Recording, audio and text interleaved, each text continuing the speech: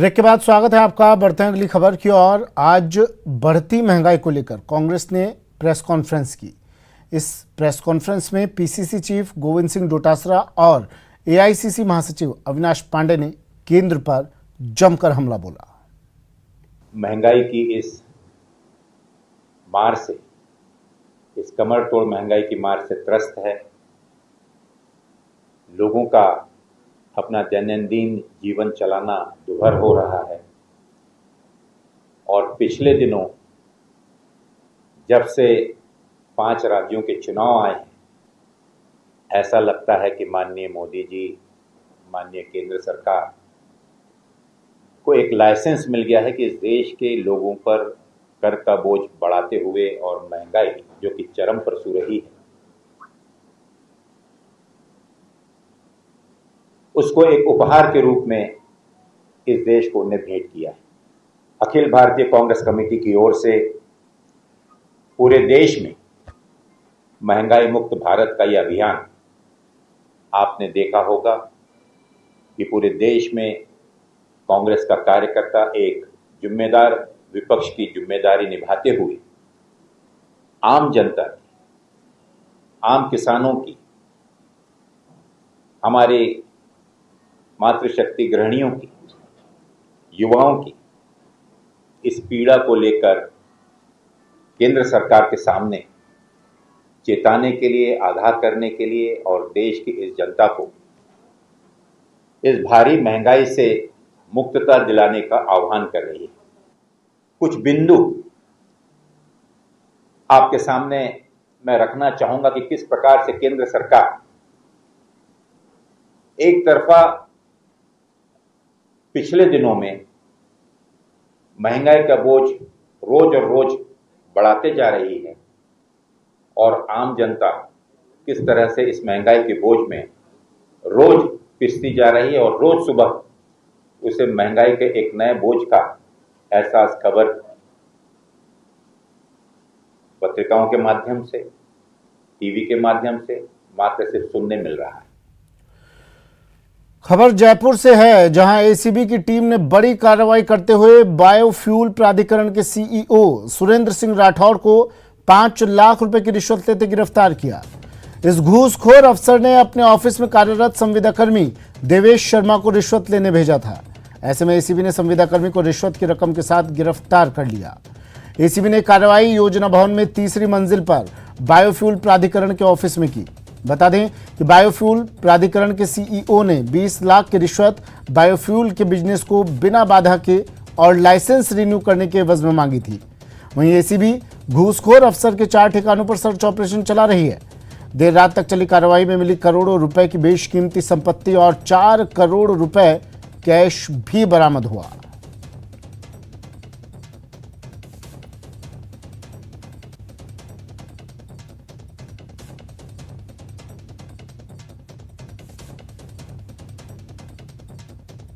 मेरे से डिमांड की गई वो पिछले 10 दिन 15 दे दिया आपको मैंने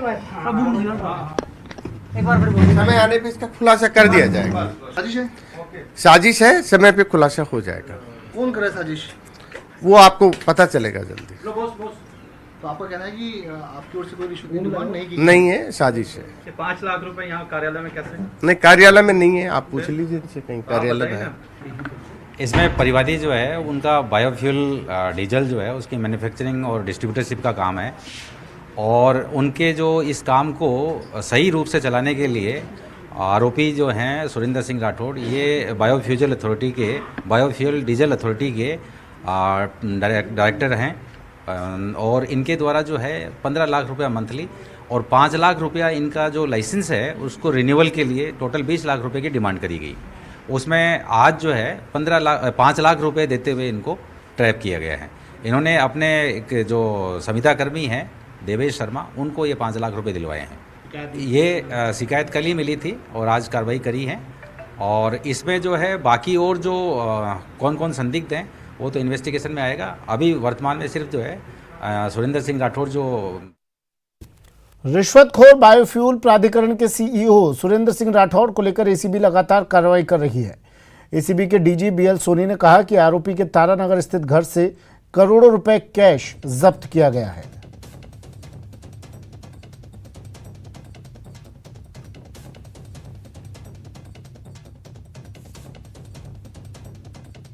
बायोफ्यूल अथॉरिटी के chief executive officer Surendra Singh Rathore को 5 लाख की रिश्वत लेते हुए रंगे हाथों गिरफ्तार किया गया। हमारे पास परिवादी आया था बहुत ही परेशान स्थिति में। वो बायोफ्यूल में डील करता है, तो उसको परेशान करके और एक तो मासिक बंदी के रूप में रिश्वत मांगी जा रही थी और उसका जो लाइसेंस है उसके रिन्यूअल के लिए 5 लाख रुपए की रिश्वत मांगी जा रही थी।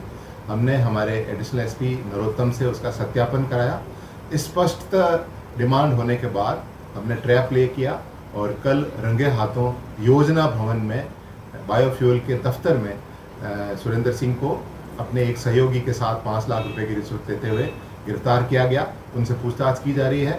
उनके आवासीय परिसर में जो झोटवाड़ा में स्थित है 3 करोड़ 62 लाख रुपए कैश और 46 बोतल विदेशी शराब की मिली है। कैश को जब्त कर लिया गया है। शराब के लिए स्थानीय थाने पे मुकदमा दर्ज कराया गया है। पिनेकल में 3 बहुत ही आलीशान अपार्टमेंट्स मिले हैं, पेंट हाउसेस मिले हैं, जिनमें कुछ में अभी रिपेयर का वर्क चल रहा है, रेनोवेशन का काम चल रहा है और उसमें 56 बोतल विदेशी शराब की अत्यंत ही महंगी ऐसी कई सारी ब्रांड्स हैं जिनको कि कई अधिकारियों ने हमारे जो जांच करने वाले थे उन्होंने देखा भी नहीं था, तो उनको जब्त किया गया है और ज्योति नगर थाने में एक्साइज एक्ट का मुकदमा दर्ज किया गया है। इन सभी कार्रवाई के साथ उनके सुरेंद्र सिंह राठौड़ के जो और हमारे पास कंप्लेंट्स हैं जो इस पीरियड में आई हैं उनका भी खुलासा किया जा रहा है, उनकी भी जांच की जा रही है और प्रिवेंशन ऑफ करप्शन। बाड़मेर में एसीबी ने कार्रवाई करते हुए देरासर सर्कल में लगे आरआई को करीब 4,500 रुपए की रिश्वत देते रंगे हाथों गिरफ्तार किया। आरआई रावताराम के पास 2 पटवार सर्किल का चार्ज है। कृषि आदान अनुदान की राशि खातों में जमा करवाने के नाम पर आरोपी ने रिश्वत की मांग की थी।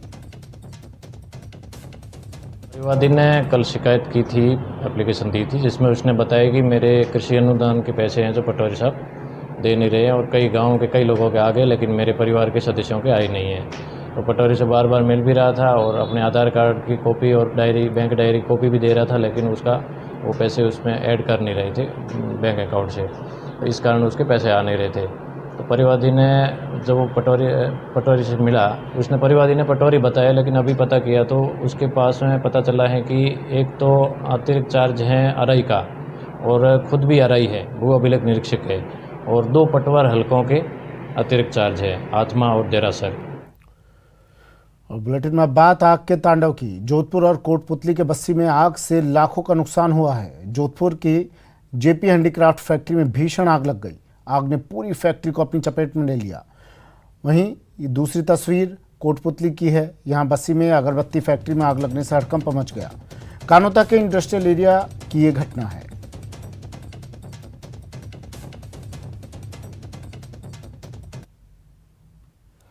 खबर जालौर से है, जहां संदिग्ध परिस्थितियों में एक बच्ची की मौत के मामले में एक पिता न्याय के लिए दर दर की ठोकरें खा रहा है। पीड़ित ने बताया कि पिछले 2 साल से उसकी पत्नी और उसके बीच दहेज प्रताड़ना का मामला भी चल रहा है।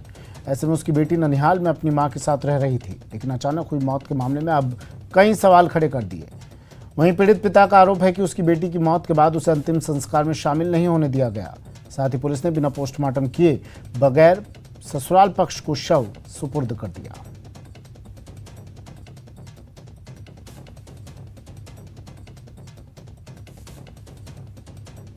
और बच्चे की डेथ हो गई। 15 घंटे के बाद मेरे को सूचना दी थाने वाले ने। मैं थाने पहुंचा, 37 घंटे उसने मेरी बच्चे की डेड बॉडी कहाँ रखी और कैसे रखी वो मेरे को मालूम नहीं है। मेरे को सूचना मिलने पर मैं थाना पहुंचा, फिर बाद में पुलिस वाले ने मेरे साथ धोखा किया। और बात एक पत्नी की गुहार की। पत्नी ने संतान की चाहत में जेल में बंद अपने पति को पैरोल पर छोड़ने की गुहार लगाई है। पत्नी ने हाईकोर्ट खंडपीठ में याचिका पेश की है, जिस पर सुनवाई करते हुए कोर्ट ने कैदी को सशर्त 15 दिन की पैरोल देने के आदेश दिए हैं। कोर्ट ने मामले में सुनवाई करते हुए कहा कि राजस्थान कैदी रिहाई पर पैरोल नियम 2021 में कैदी को उसकी पत्नी के संतान होने के आधार पर पैरोल पर रिहा करने का कोई स्पष्ट प्रावधान नहीं है। फिर भी धार्मिक, दार्शनिक, सामाजिक और मानवीय मूल्यों पर विचार करते हुए याचिका को स्वीकार किया गया है।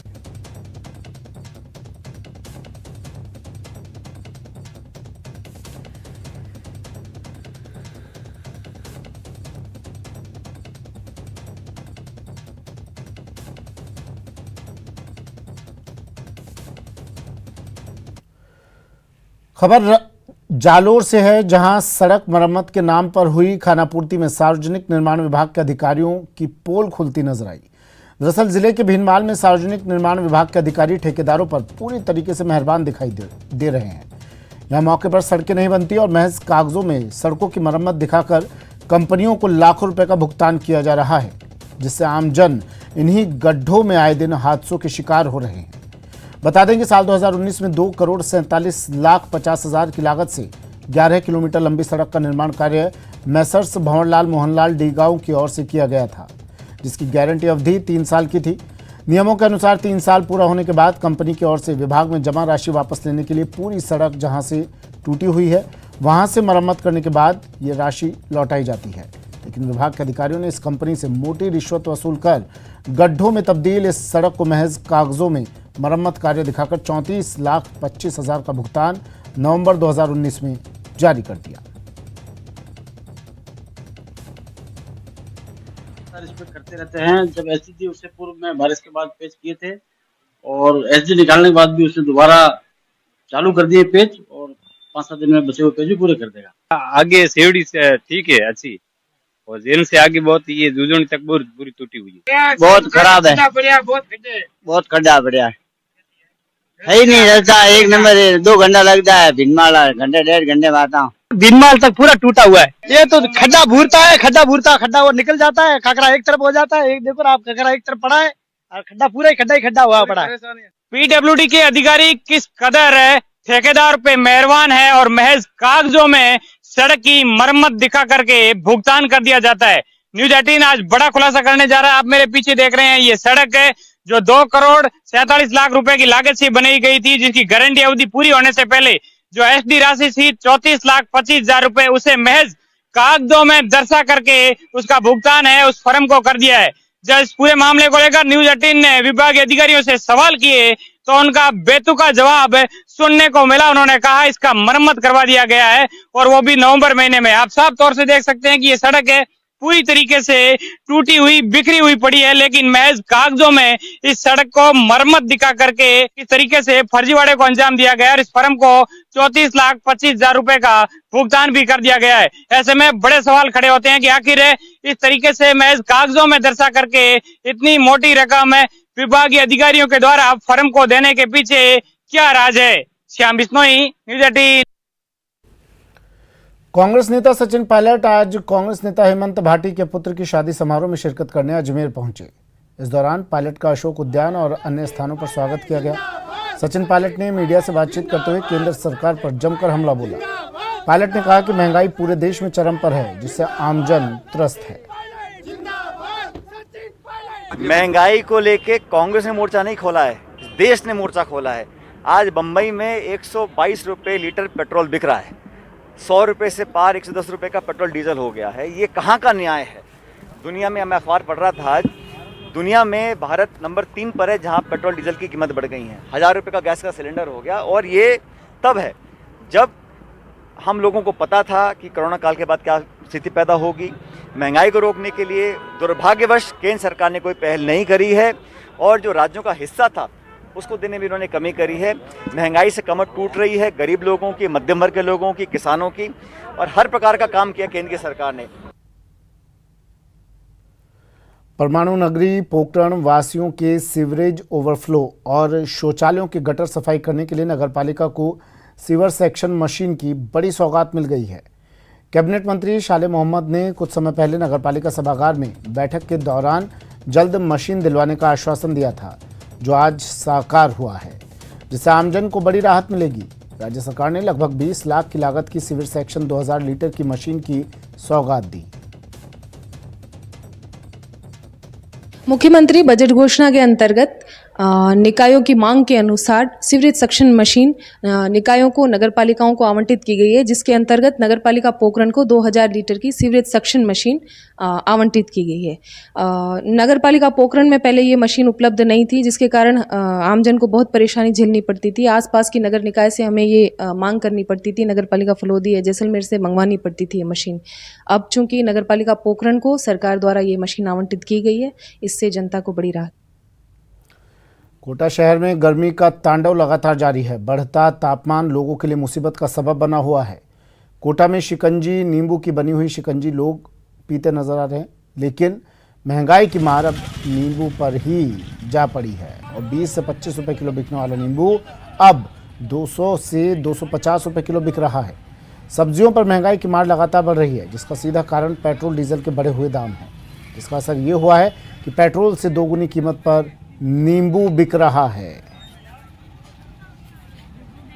200 रुपये किलो बिक रहा है, 50 रुपये पाव। 200 रुपये किलो बिक रहा है नींबू। कल 250 रुपये बिका था, आज 200 रुपये किलो बिका है। ये नींबू आगे से महंगा ही आ रहा है, तो क्या करेंगे, ग्राहक को तो देना तो। कितनी बिक्री हो पा रही है नींबू की? अब गर्मी के सीजन में नींबू की जरूरत होती है।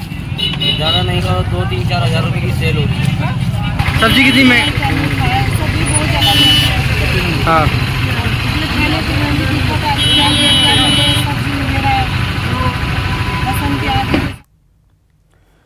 जयपुर के जवाहर कला केंद्र का 29वां स्थापना दिवस मनाया गया। समारोह का उद्घाटन कला साहित्य संस्कृति मंत्री बीडी कल्ला ने किया। इस अवसर पर राजस्थान सरकार के कला एवं संस्कृति की प्रमुख सचिव और जेकेके की महानिदेशक गायत्री राठौड़ विशिष्ट अतिथि रही। जवाहर कला केंद्र की ओर से 8 से 10 अप्रैल तक अपना 29वां स्थापना दिवस मनाया जाएगा, जिसके तहत कई कलात्मक और सांस्कृतिक कार्यक्रम आयोजित किए जाएंगे। कर्मियों को और कलाधर्मी जितने भी लोग हैं उन सबको हार्दिक बधाई देता हूं। मुझे याद है कि आज से 30 साल पहले जब मेरे पास कला और संस्कृति मंत्रालय था, तो मैंने एक कल्पना की थी कि भारत में उनसे श्रेष्ठ यहाँ पर एक अच्छा सांस्कृतिक कला केंद्र बने। इसके लिए चार्ल्स कोरिया को हमने ये इसकी आर्किटेक्चर का काम दिया और उन्होंने बहुत शानदार तरीके से इसकी प्लानिंग की और आज आप देख। फिलहाल इतना ही, दीजिए इजाजत, नमस्कार।